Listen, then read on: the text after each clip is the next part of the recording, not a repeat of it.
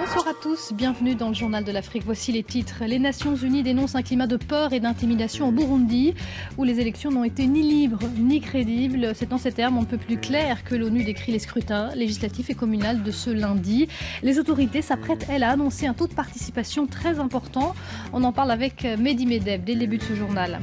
150 morts dans 2 attaques au Nigeria, toutes 2 attribuées à Boko Haram. Des fidèles musulmans ont été exécutés pendant leur prière du soir. Un bilan bien lourd pour le président Buhari. Depuis sa prise de fonction il y a un mois, 700 personnes sont mortes dans des violences liées au groupe islamiste. Et puis nous reviendrons sur cette tournée africaine du président François Hollande. Après le Bénin où il a appelé au respect de la démocratie et de la Constitution sur le continent, il sera à Yaoundé demain.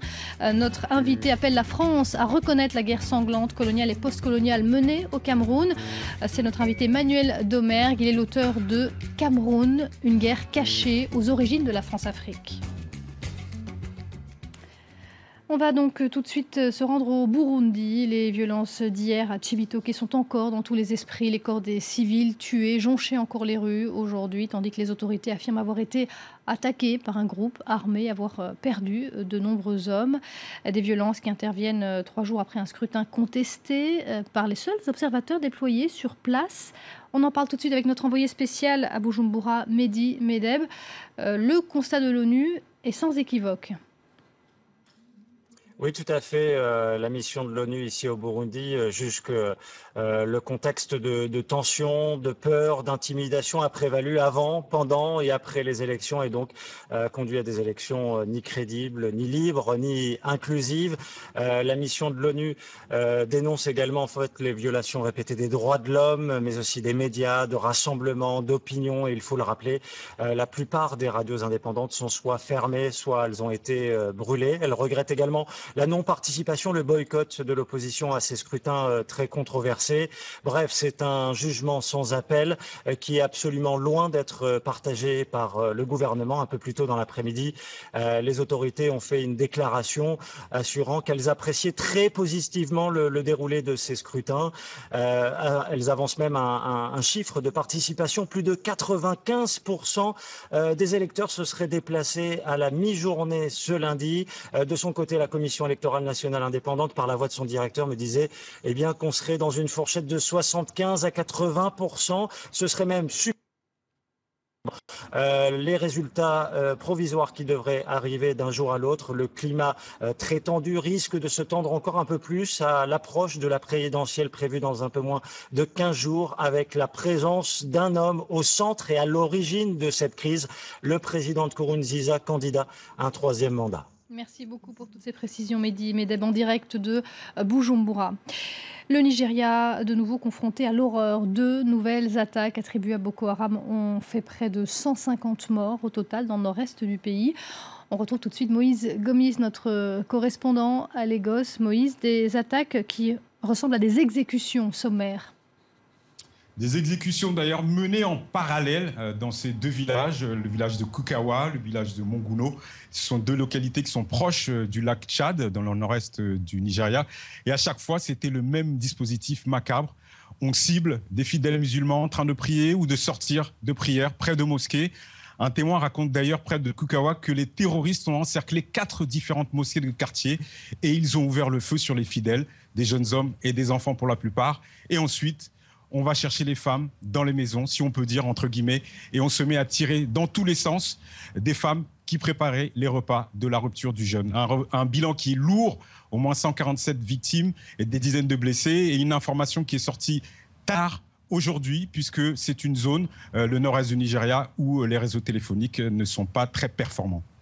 Moïse, qu'est-ce qu'on peut dire sur le bilan du président Buhari qui avait fait de la lutte contre Boko Haram son premier cheval de bataille? Il est en fonction depuis un mois et il y a eu de très nombreuses attaques depuis lors.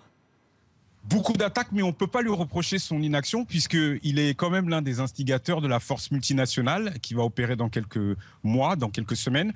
Il a fait des plaidoyers à l'Union africaine en Afrique du Sud, au G7 en Allemagne. La lutte contre Boko Haram, c'est l'une de ses priorités. Et on peut lui reprocher simplement une seule victoire majeure à mettre à son crédit depuis son investiture. Mais le bilan est lourd, le bilan est terrible puisque c'est près de 750 morts déjà depuis un mois, une trentaine d'attaques. Et s'il y a un message à retenir de la part de Boko Haram, c'est que même durant le Ramadan, il n'y a pas de trêve, il n'y a pas de pitié. Pourtant, le Ramadan, c'est l'un des 5 piliers de l'islam. Merci Moïse Gomis en direct de Lagos. L'actualité en bref dans le reste du continent. Au Mali, 6 casques bleus burkinabés ont été tués et 5 autres grièvement blessés dans une attaque contre un convoi des Nations Unies dans le nord du pays. L'assaut s'est produit à 45 km au sud de Tombouctou. C'est la plus meurtrière des attaques contre les forces de l'ONU depuis pratiquement 9 mois, revendiquée par Al-Qaïda au Maghreb islamique. La Tunisie a annoncé jeudi l'arrestation de 8 personnes. Elles seraient en lien direct avec l'attentat de Sousse vendredi dernier, revendiqué par le groupe État islamique. Il avait fait 38 morts, des touristes étrangers, dans un hôtel en bord de mer. Les moines de Tibérine assassinés en Algérie en 1996 auraient été décapités après leur mort. Conclusion d'une expertise française qui accrédite la thèse d'une manipulation et relance les doutes sur la version officielle d'Alger qui a toujours incriminé le groupe islamique armé. Mais les experts restent prudents. Ils n'avaient pas pu ramener en France leur prélèvement issu des exhumations effectuées en octobre dernier. Les familles des moines demandent, elles, à la France de faire pression sur l'Algérie pour obtenir toute la vérité.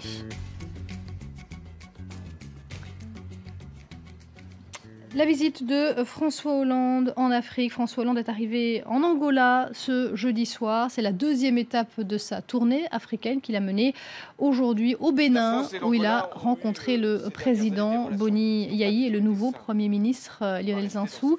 Après avoir loué la démocratie du Bénin, il a envoyé un message aux dirigeants d'autres pays du continent tentés de s'accrocher au pouvoir. On écoute François Hollande. Vous êtes une référence sur le plan démocratique. La stabilité des institutions, c'est la stabilité du pays. Le respect de la Constitution, c'est le respect des citoyens. Et l'acceptation du verdict des urnes, c'est la preuve de la maturité de la part de ceux qui gouvernent. Et nous l'avons encore constaté au Burkina Faso. Nous en mesurons les conséquences au Burundi, aujourd'hui même. Quand ces règles-là ne sont plus respectées, ne sont plus partagées, alors il y a des risques, il y a des conséquences. Et elles peuvent atteindre à la paix civile. Voilà le président français qui sera demain soir à Yaoundé, au Cameroun, dernière étape de cette tournée africaine. On va en parler avec notre invité Manuel Domergue. Bonsoir. Bonsoir. Alors vous êtes l'auteur de ce gros livre, Cameroun, une guerre cachée aux origines de la France-Afrique. Alors on va tout d'abord rebondir sur ce qu'on vient d'entendre. On entend cet appel à ne pas s'accrocher au pouvoir. Est-ce que vous pensez que le président français, on touchera un mot à Paul Biya, le président camerounais qui est au pouvoir depuis 1982 ? Rien n'est moins sûr, parce que Paul Biya est un ami de la France depuis maintenant 33 ans, ça fait vraiment très longtemps. Il a lui-même changé la Constitution en 2008, il a tiré sur son peuple en 2008 quand il y a eu des manifestations contre le fait de changer la Constitution pour s'accrocher au pouvoir. Et aujourd'hui, Paul Biya semble être un président à vie. Il a un mandat de 7 ans jusqu'en 2018, il a 82 ans et il reste malgré tout un ami de la France. Alors, vous publiez une tribune aujourd'hui dans laquelle vous espérez en fait que ce voyage de François Hollande soit l'occasion pour la France de reconnaître sa responsabilité dans cette guerre coloniale et postcoloniale menée au Cameroun. On va en parler tout de suite. Donc peut-être que nos téléspectateurs connaissent l'assassinat de certains leaders indépendantistes comme Ruben Oumniobé, mais ce que vous décryptez, c'est bien plus que ça. Ce sont des dizaines de milliers de morts. Oui, tout à fait. En fait, au Cameroun, la France a mené une guerre avant l'indépendance et après l'indépendance, en 1960. Entre 1955 et 1971, la France a causé plusieurs dizaines de milliers de morts dans une guerre avec des bombardements, avec des tortures systématiques et des assassinats, comme vous l'avez dit, des principaux leaders de l'insurrection camerounaise, qui était le parti nationaliste qui prônait l'indépendance, l'UPC, Ruben Oumniobé, assassiné en 58, Félix Moumi en 60, etc. etc. Et pourquoi au Cameroun, justement, cette guerre particulièrement féroce ? Au Cameroun, c'était particulier parce qu'il y avait un parti indépendantiste fort. Pourquoi ? Parce que le Cameroun avait un statut à part, c'était pas une vraie colonie française, c'était un territoire sous tutelle de l'ONU, et ça a donné un peu une incitation à certains leaders camerounais de l'époque, dans les années 40 et 50, qui ont demandé l'indépendance, qui était leur droit reconnue par l'ONU. Et la France est toujours accrochée au Cameroun. C'était, je le rappelle quand même, au moment de la guerre d'Indochine, de la guerre d'Algérie. Et la France n'avait pas encore compris au début que l'heure était venue des indépendances. Et la différence avec la guerre d'Algérie, alors que les méthodes étaient assez similaires, c'est que la France, à un moment, a fait une sorte de compromis, a dit on ne peut pas garder le Cameroun comme une colonie française, on va lui donner une indépendance, mais une fausse indépendance, on va la donner à quelqu'un qu'on a choisi, le président Amadou Ahidjo, dictateur du Cameroun entre 1958 et 1982. Et là, on en arrive justement à un terme que vous utilisez, vous parlez de laboratoire de la France-Afrique.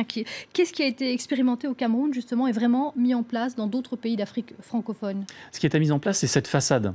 Le fait de faire croire qu'il y avait un vrai gouvernement élu par les Camerounais, indépendant, alors qu'on le montre dans notre livre, pendant les années 60 et 70, la France dirigeait ce pays. La France dirigeait l'armée camerounaise et aussi des milices camerounaises qui ont continué à mener la guerre après 1960, pendant des années et des années. Et on estime qu'il y a eu près de 100 000 morts causés par la France avec ce paravent de l'armée camerounaise qui était en fait dirigée par la France.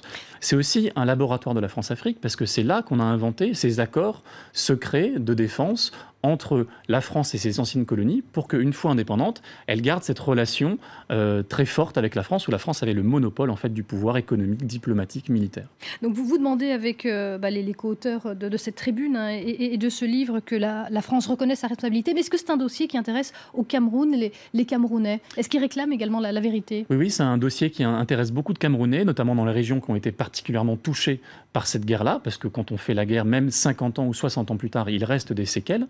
Et puis, ça intéresse aussi les Camerounais, parce que le président du Cameroun aujourd'hui, Paul Biya, est l'héritier direct de cette période. Il a été choisi par Amadou Ahidjo en 82, qui lui-même a été choisi par la France. Et donc, quelque part, on se dit, qu'est-ce qui reste de la France-Afrique? Eh bien, au Cameroun, il reste Paul Biya. Donc, la conséquence directe de cette guerre, c'est la dictature, encore aujourd'hui, avec seulement 2 présidents qui se sont succédés à la tête du Cameroun, dont le dernier, Paul Biya, reste un ami de la France envers et contre tout. Est-ce que vous pensez donc réellement que lors de ce voyage, le chef de l'État français pourrait évoquer cette période de l'histoire? Est-ce que vous en avez discuté avec peut-être des gens du Quai d'Orsay? Est-ce que c'est un sujet sur lequel la France pourrait s'exprimer, comme elle l'a fait sur d'autres Oui. Nous avons alerté à plusieurs reprises, depuis la publication de ce livre, le ministère des Affaires étrangères, le ministère de la Défense, différents conseillers de François Hollande. On ne sent pas un vrai enthousiasme autour de cette reconnaissance, alors qu'ils l'ont fait pour la guerre d'Algérie, pour les massacres à Madagascar, pour le 17 octobre 61, pour Tiaroy, le massacre au Sénégal. Et au Cameroun, c'est plus difficile parce que Paul Biya est encore au pouvoir et Paul Biya n'a aucun intérêt à faire reconnaître cette guerre puisqu'il en est le principal bénéficiaire encore aujourd'hui. Merci Manuel Domergue d'être venu dans le Journal de l'Afrique pour nous parler donc de cette guerre cachée aux origines de la Centrafrique, la France-Afrique, pardon, Cameroun. Donc merci beaucoup de nous avoir suivis. C'est la fin du Journal de l'Afrique. Restez avec nous, l'info continue sur France 24.